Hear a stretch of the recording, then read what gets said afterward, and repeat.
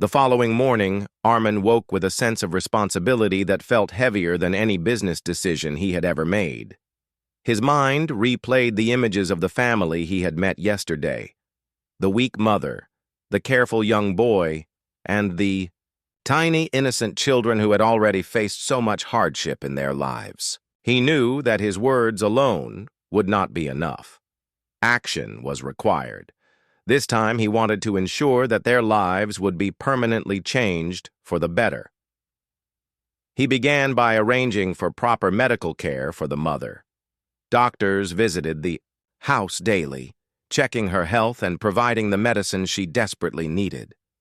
Armin insisted that she receive the best treatment, making sure that no detail was overlooked. The mother, who had struggled for years without help, was overwhelmed. Her eyes filled with tears, not only from relief but from hope, the hope that her children might finally have a future. Next, Armin focused on the children's education. He enrolled them in a nearby school, paying for books, uniforms, and even extra tuition to ensure they could catch up with their classmates. Rafi, the eldest, had always carried responsibilities far beyond his age. Now, he could go to school without worrying that his siblings would go hungry or that his mother would be left alone. Seeing the boy's face light up at the thought of learning filled Armin with a joy he had rarely experienced. Armin also looked at their living conditions. Their small hut had been damp, fragile, and unsafe. He arranged for a proper home for the family, one that was warm, secure, and comfortable. Volunteers helped move their few belongings into the new house, and Armin personally visited to ensure everything was done correctly.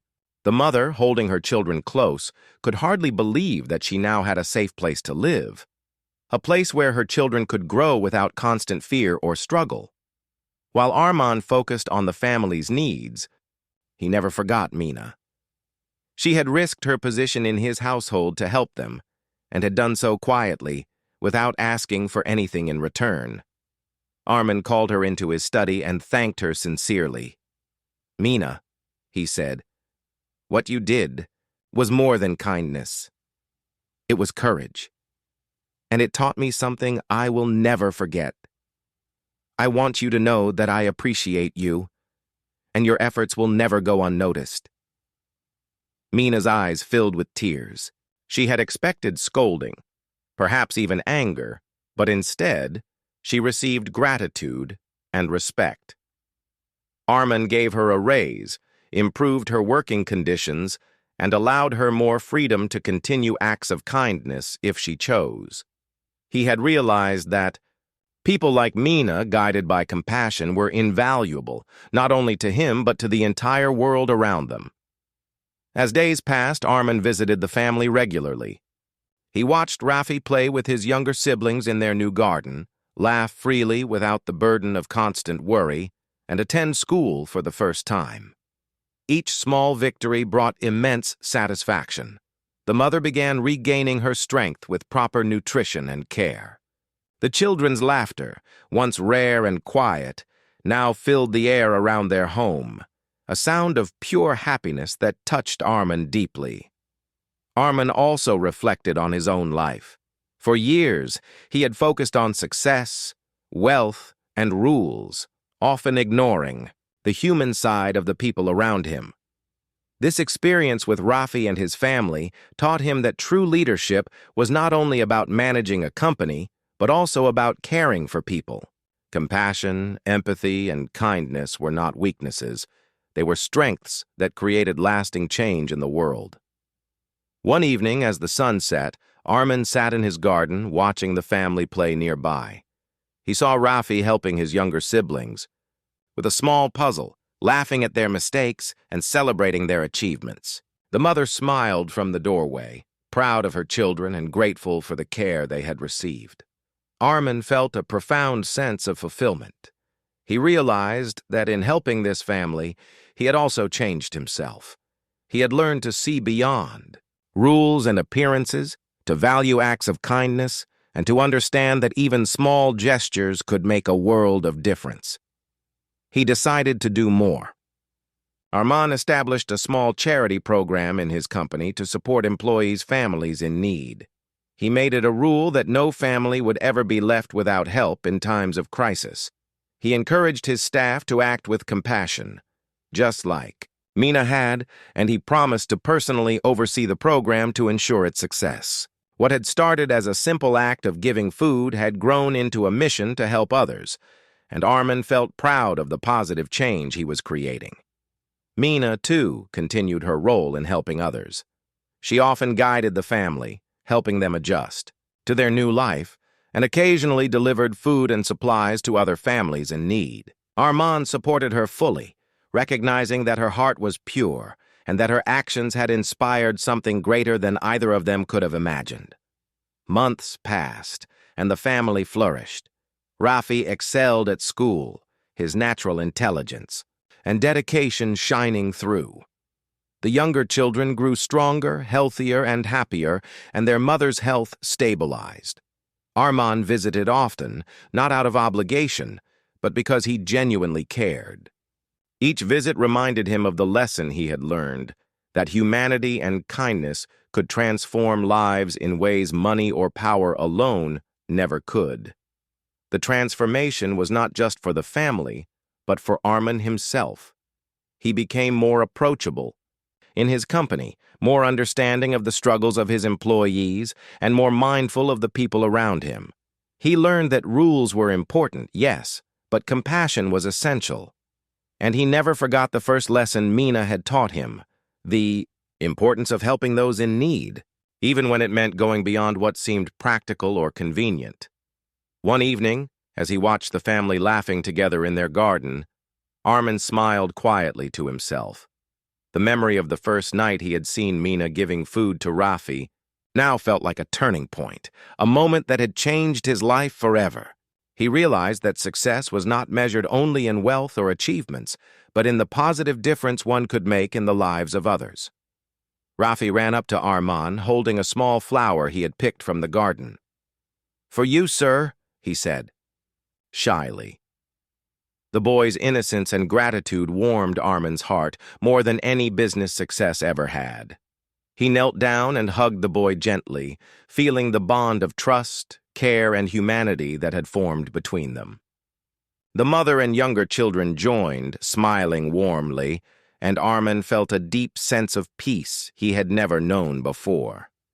That night, as Armand reflected on everything that had happened, he knew his life had changed in ways he could not have imagined. What had begun as an observation of a small act of kindness had grown into a full understanding of human compassion, responsibility, and the power of helping others. He understood that sometimes the simplest actions, a meal shared, a kind word, or a helping hand, could create ripples that transformed lives. Armand's heart was full of gratitude.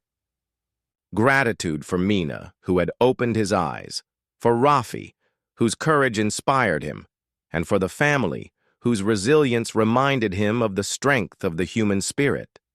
And he promised himself that he would never let opportunities to do good pass by, no matter how small or inconvenient they might seem.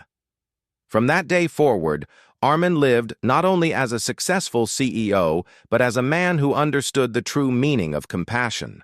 He ensured that the family continued to thrive, that no one in his company's reach went unsupported, and that kindness remained a guiding principle in everything he did. The lesson of Mina, the boy, and the struggling family had become a permanent part of his life, shaping him into a better man, leader, and human being.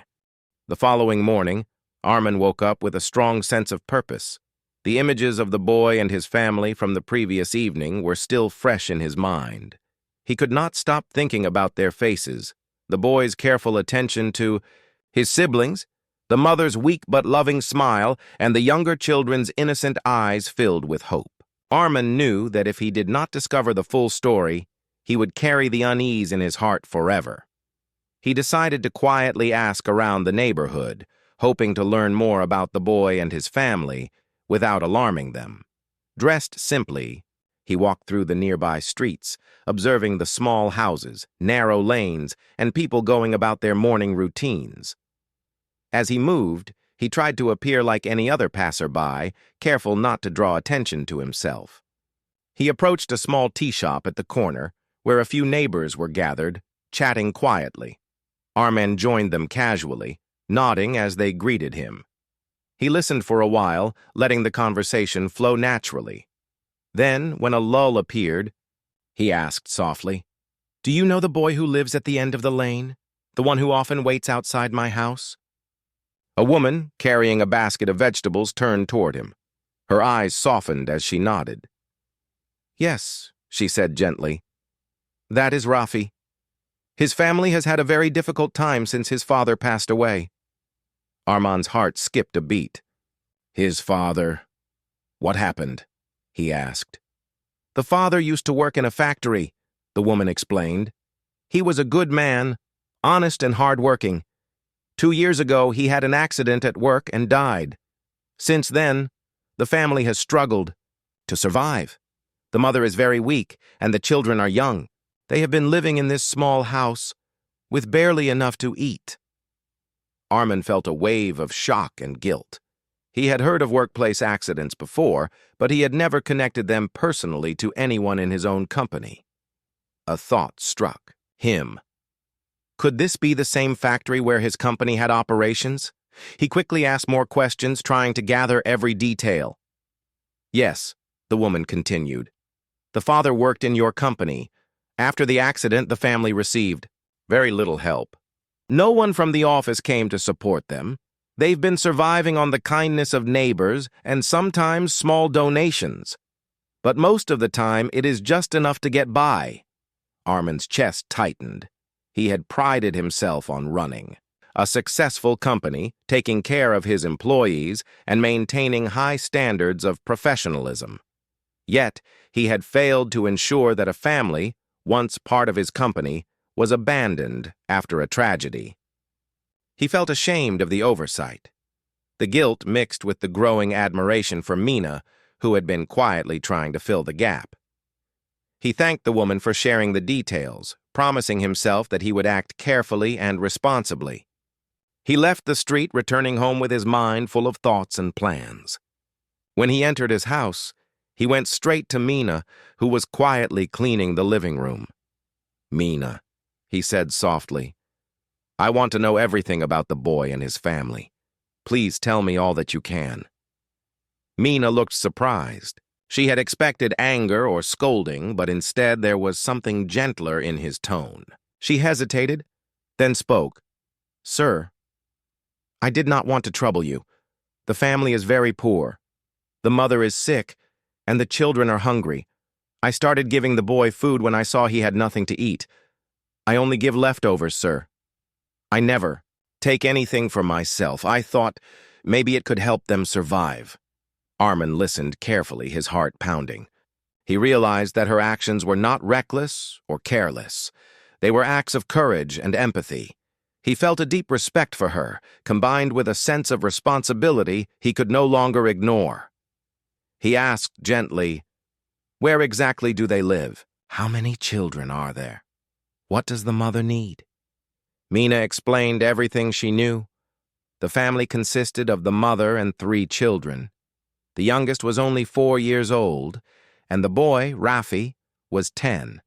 The mother was bedridden most of the time, struggling with her health but always smiling at her children to comfort them. Mina told Armin how difficult it was to leave them without food, how the children waited eagerly, and how Rafi carried the responsibility of keeping them together. Armin's mind kept replaying the previous evening's scene. The careful way Rafi had divided the food, his attention to his siblings, and the mother's quiet appreciation. It was clear that this family had been abandoned by many, and Mina had stepped in when no one else would. Armin realized that sometimes small acts of kindness mattered more than anything else in the world. That night, he could not sleep. Thoughts of Rafi, his siblings, and their mother filled his mind. He thought about how he had judged Mina too quickly, focusing only on rules rather than understanding the situation. He thought about the struggles of the family and the courage of a young boy who carried responsibilities far beyond his age. He realized that his own perspective on life, success, and responsibility had been limited. True leadership was not just about rules and profits, it was about caring for people, especially those who had no one to protect them. The next morning, Armin made a decision. He called Mina to his study again. "We are going to help them properly," he said firmly. "I want you to bring them here. I want to meet the mother and the children." Mina's eyes widened, a mix of surprise and gratitude showing clearly on her face. She nodded quickly, a soft smile appearing for the first time. "Thank you, sir," she whispered. Later that day, Mina and the boy arrived at Armin's house, leading the mother and the younger children. Armin greeted them with gentle words, trying to make them feel comfortable. The mother's eyes filled with tears, and Raffi looked nervous, unsure of what to expect from a wealthy man he had only seen from a distance. But Armin's warm tone and sincere interest quickly eased their fears. He spoke softly to the mother, asking about her health, about the children, and about their daily struggles. He listened patiently, realizing that these were stories of courage, perseverance, and quiet suffering. Things he had never truly considered while managing his company. As he spoke to them, Armin felt a deep connection growing, a responsibility awakening inside him that went far beyond the walls of his home or office. By the end of the day, he had arranged proper medical treatment for the mother, ensuring she would receive care and medicine. He enrolled the children in school, promising them a chance for a brighter future, and he turned to Mina, thanking her for her honesty, courage, and compassion. He told her that she would be properly recognized and rewarded for the kindness she had shown in secret for helping a family in their darkest hours. As the evening came, Armin sat alone for a while, reflecting on everything he had discovered. He realized that life was not just about rules, discipline, or success. It was about humanity, responsibility, and compassion. He understood that true leadership meant caring for those who could not care for themselves and recognizing the courage in others, even in the smallest acts of kindness. For the first time in a long time, Armin felt a change inside him. He no longer saw Mina's actions as a violation of rules. He saw them as an example of the heart guiding someone to do what is right, and he knew that he, too, had a responsibility to act, to protect, and to nurture those who were connected to his world, whether by work, by circumstance, or by humanity itself. That night, he closed his eyes with a sense of purpose. He had learned the truth, and it had stunned him, not because it was shocking, but because it reminded him of the values he had overlooked: empathy, courage, and the quiet power of a kind heart. And he vowed silently that he would never let this family or any family in need go unnoticed again. That evening, Armin decided to take a quiet walk around the streets near his house. He had always been a man of routine, and wandering without a plan was unusual for him. But something inside him, a mix of curiosity and concern, urged him to see where the little boy went after receiving food from Mina. He dressed in simple clothes, leaving his expensive car in the driveway, and walked along the small lanes that led away from his home. The streets were narrow and lined with small houses and shops. Some buildings were old and worn, with paint peeling off the walls. Children ran past with bare feet, laughing and shouting, while women carried water from nearby pumps. The sounds of the city at this hour were different from the polished, quiet environment of Armin's neighborhood. It was raw, alive, and full of struggle. As he turned a corner, he noticed the boy again. He was walking slowly, carrying the small packet that Mina had given him. The boy glanced around nervously, as if afraid someone might take the food from him. Armin kept his distance, staying hidden behind a corner, careful not to be seen. He wanted to observe without disturbing the moment, hoping to understand why this child meant so much to Mina. The boy stopped in front of a small hut at the end of a dusty lane. The house was very modest, made of wood and tin sheets, with a small yard in front that had a few scattered pieces of old furniture. A thin dog slept near the doorway, and the walls were covered in faded paint. Armand felt a pang in his chest. He had seen many poor areas in the city, but this scene felt different. It was not just poverty.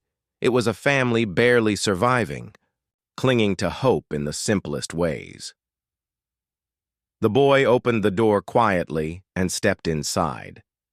Armand peered through a gap in the fence and saw the boy kneel down in front of two younger children.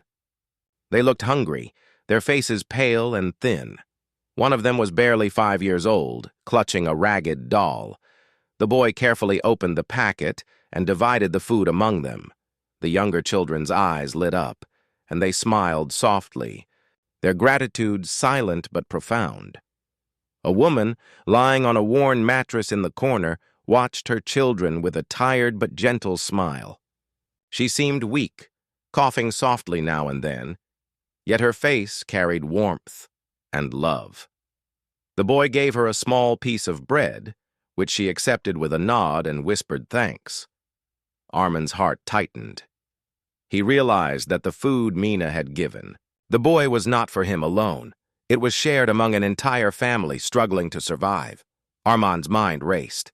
He had seen many situations where charity was needed, but seeing it unfold in such a simple, intimate way hit him differently.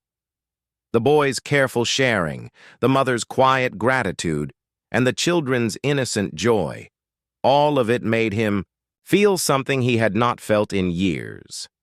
For the first time, he understood that kindness could exist in small, almost invisible acts. He watched the scene for a long while. The boy finished distributing the food, and then helped his younger siblings wash their hands with a small bowl of water. The mother motioned to him to sit beside her, and he did so obediently. Armand noticed how the boy's eyes were full of concern, as if he carried the weight of the family on his young shoulders. It was clear that despite his age, he had responsibilities no child should ever have. Armand felt a mixture of emotions. He was still strict by nature, and part of him wanted to confront Mina for giving away his food without permission. But another part, a much stronger part, felt admiration for her courage and compassion. She had risked her position in his household to help this boy and his family, not for recognition, but simply because she could not ignore their suffering. For a few minutes, Armand considered stepping forward and introducing himself, but he realized that would scare the boy and his family. They had probably been careful not to trust strangers, and an unexpected presence could alarm them. So he stayed hidden, quietly observing and absorbing the truth that his staff had been trying to show him in action. The boy then carefully wrapped the remaining food and placed it near a small box where the family kept their few possessions. He cleaned up the dishes, tucked his younger siblings into a thin blanket, and finally went to the mother's side. She touched his hair gently, whispering something that Armand could not hear, but the tenderness was clear. The child nodded and leaned down to rest for a while beside her. Seeing this, Armand felt a sudden realization. The boy's courage, the mother's resilience, and Mina's kindness were all connected. This family was surviving because of small acts of love and responsibility. And Mina, by giving them food, had become part of that chain. He thought about how easy it would have been to overlook such small acts, to dismiss them as insignificant. Yet to these people, those small gestures were life-changing. Armand continued to watch until the night grew darker. He saw the boy quietly, close the door of the hut, and settle beside his mother, keeping one eye on his younger siblings. The family's life was full of hardship, yet there was a quiet strength in them, a bond that made Armand reflect deeply on his own life. He realized that despite his wealth and power, he had never experienced this type of resilience, the kind that comes from love, responsibility, and survival. As he turned to leave, Armand felt a mixture of shame and admiration. Shame because He had almost judged Mina too quickly. Admiration, because her compassion had opened his eyes to something he had not understood before. Her courage, humility, and dedication to helping the needy without asking for anything in return made him reconsider his own approach to life and to leadership. That night, Armin returned home with a quiet determination. He knew he needed to find out more about the boy and his family, not out of curiosity alone, but because he now understood that their struggle was real and pressing. He did not yet know how he would help, but he promised himself that he would find a way. For the first time in a long time, he felt a shift inside him. The strict CEO who always followed rules without question was beginning to see that rules alone could not define what was right. Sometimes doing the right thing meant listening to the heart, observing quietly, and understanding the world from a perspective far different than his own.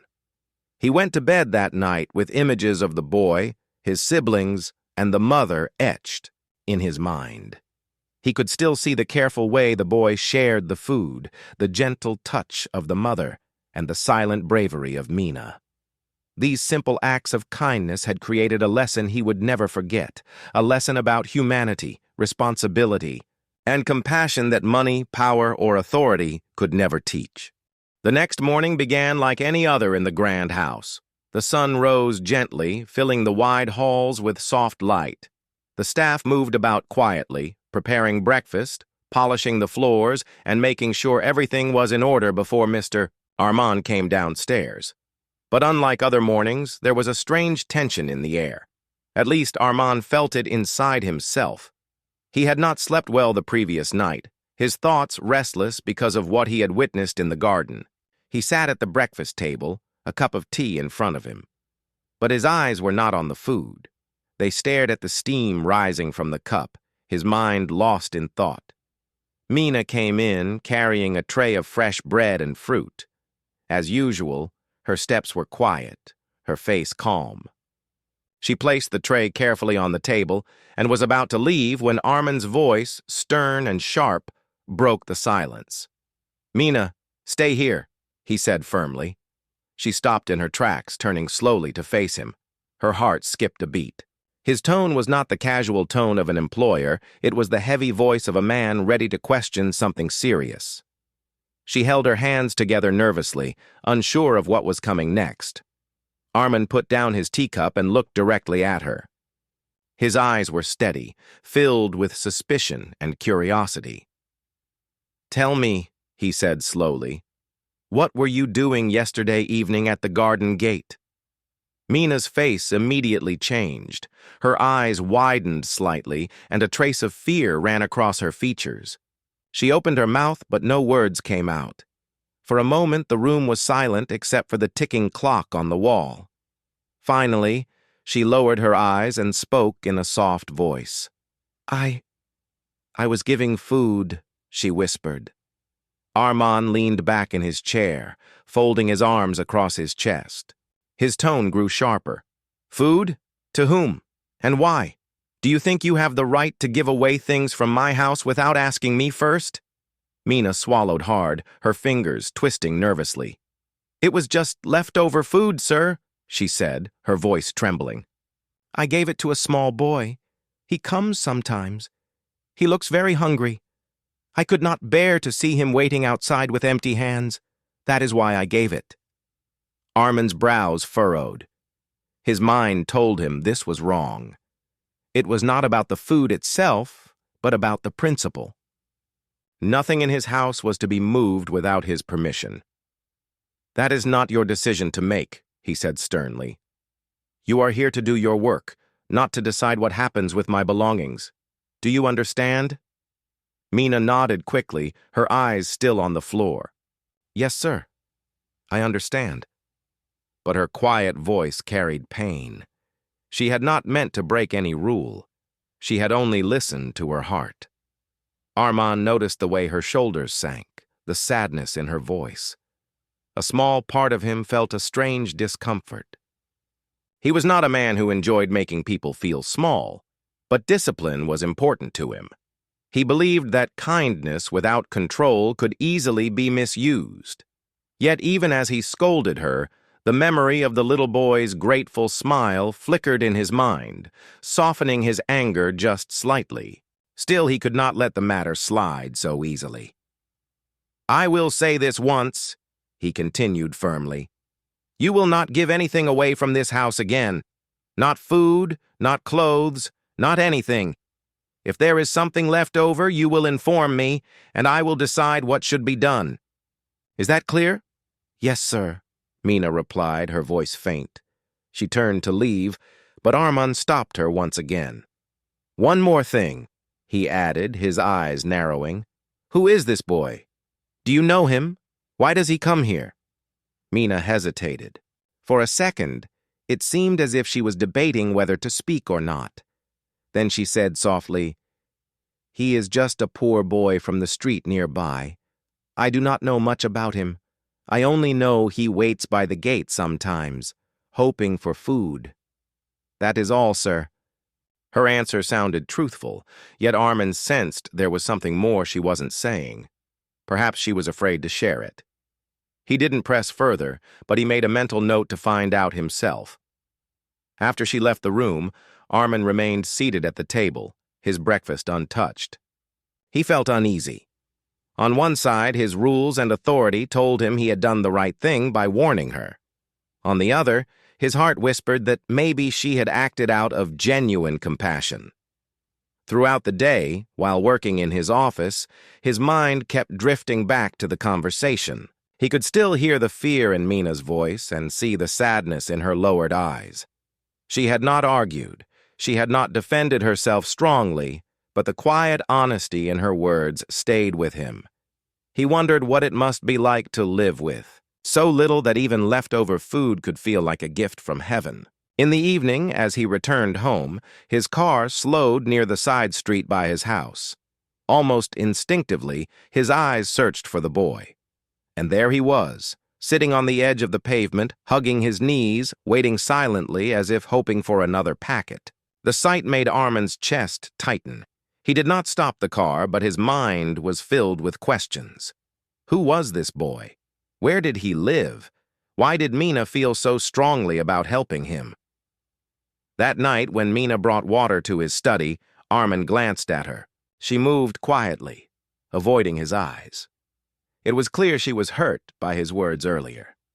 For a brief moment, he considered softening his tone, perhaps asking her more gently about the boy. But his pride held him back. He told himself that discipline must remain, otherwise emotions would control everything. But no matter how hard he tried to convince himself, he could not shake off the image of the thin child. Something about the boy's face, his quiet patience, and Mina's nervous honesty refused to leave Armand's thoughts. He felt a pull inside him, a need to know the truth. The confrontation had ended, but the questions in Armand's heart had just begun. He decided that if Mina would not tell him the full story, he would find it out on his own. And deep inside, though he didn't admit it, he felt that the truth, waiting for him, might not only surprise him, it might change something inside him forever. Mr. Armand was a man everyone in the city admired. He had built his company from scratch, starting with nothing more than a small rented office and a handful of workers. Years of hard work, discipline, and determination had turned him into one of the most successful CEOs in the business world. His home reflected his achievements. A large house with a wide garden, shining floors, and staff working silently to make sure everything was always perfect. Although he was respected by many, those who worked under him often felt that Armand was strict and difficult to please. He liked everything in order, every little detail handled just the way he expected. His staff walked carefully in his presence, never daring to do anything outside the rules he had set. Among them was Mina, a quiet, middle-aged woman who worked as his maid. She had been in his house for almost 3 years, doing her job with honesty and without any complaints. One particular evening, Armand returned home earlier than usual. Normally, he stayed late in the office, going through files, attending meetings, or speaking to clients. But that day, An important meeting got canceled, so he drove home before sunset.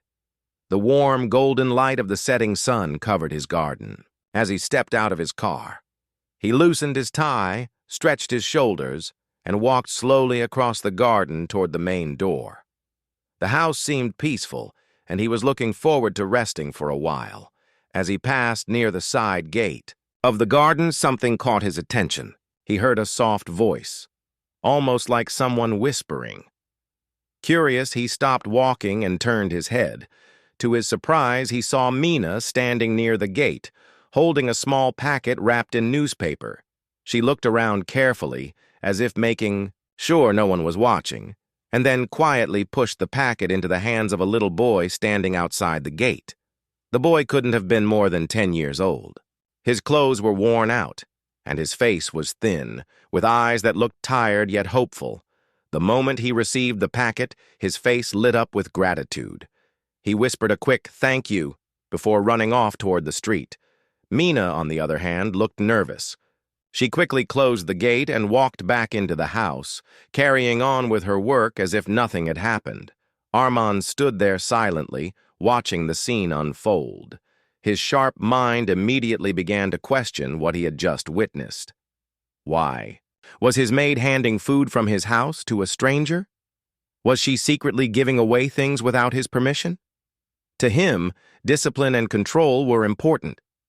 He had strict rules in his home, and one of them was that no item belonging to the household was to be taken out without his knowledge.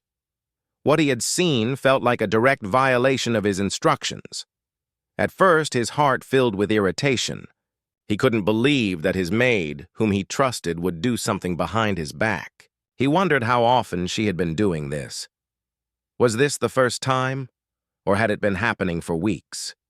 For a man like Armand, who always believed in complete honesty, this was not something easy to ignore. He clenched his jaw, trying to control his rising anger.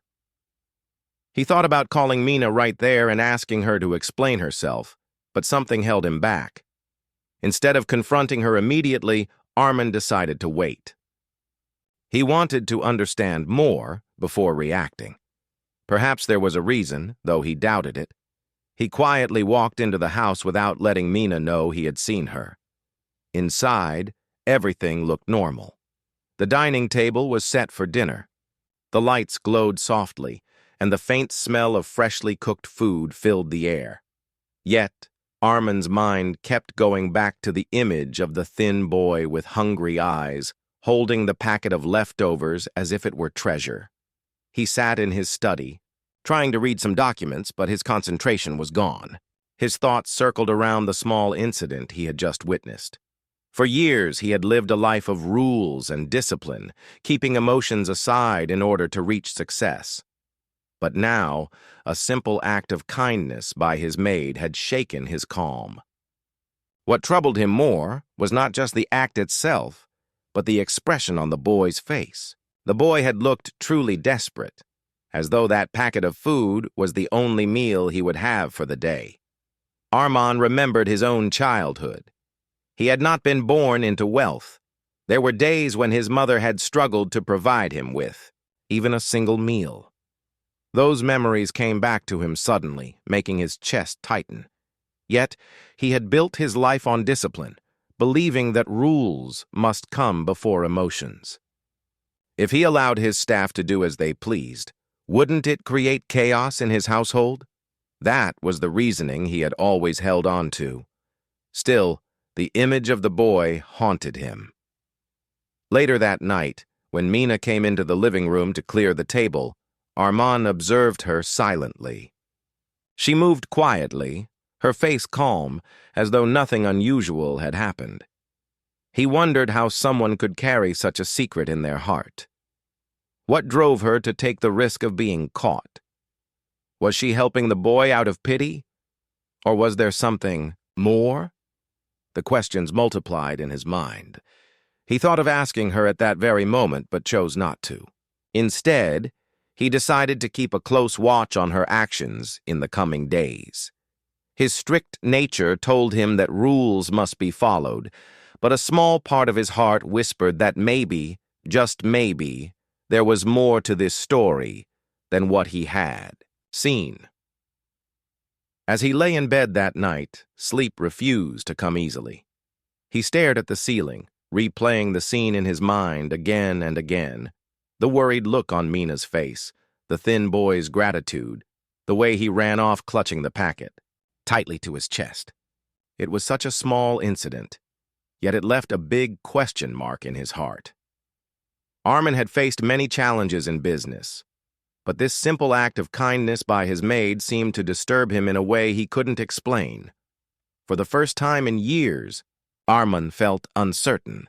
He didn't know whether to be angry, to punish Mina, or to try to understand her reasons. All he knew was that the truth behind that small packet of food was something he could not ignore.